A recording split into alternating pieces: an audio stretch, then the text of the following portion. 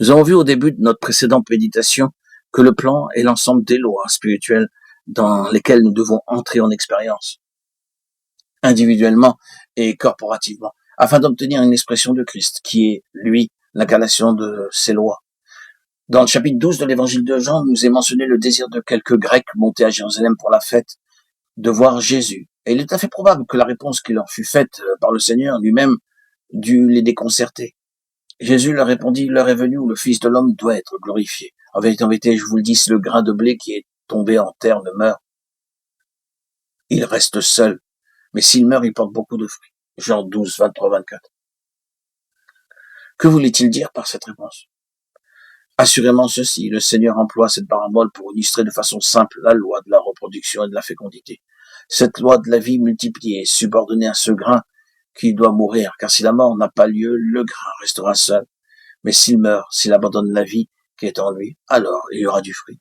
Ainsi, lorsque nous naissons de nouveau, nous recevons la vie éternelle qui contient en elle tout ce qui est vrai de Christ.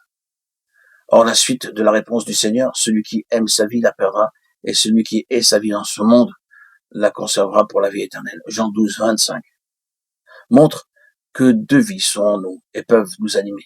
La vie psychique, celle de l'âme, ou la vie éternelle, qui est divine et procède de l'esprit. La vie psychique manifeste l'amour de soi, car celui qui aime sa vie s'aime soi-même.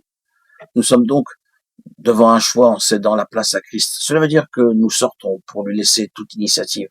Nous choisissons délibérément la croix comme principe de vie. C'est la condition initiale et absolue pour que la vie de Christ devienne la nôtre. Il ne peut y avoir la vie qu'à moins que la mort ait été expérimentée. Le chapitre 11 qui précède illustre de façon claire que dans le conseil éternel, la fin de Lazare avait été décidée et rien ne pouvait l'empêcher de mourir. Il fallait qu'il en soit ainsi. Et l'enseignement qui se dégage est donc le suivant. Que représente Lazare?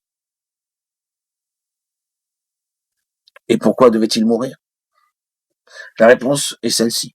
En Lazare, nous sommes en présence de l'ancienne création, quelque chose qui a failli, quelque chose qui ne peut pas servir le dessein éternel, quelque chose qui avait été suscité et a échoué. Ceci illustre la nature de l'homme qui ne peut aucunement être améliorée. Non, elle doit mourir.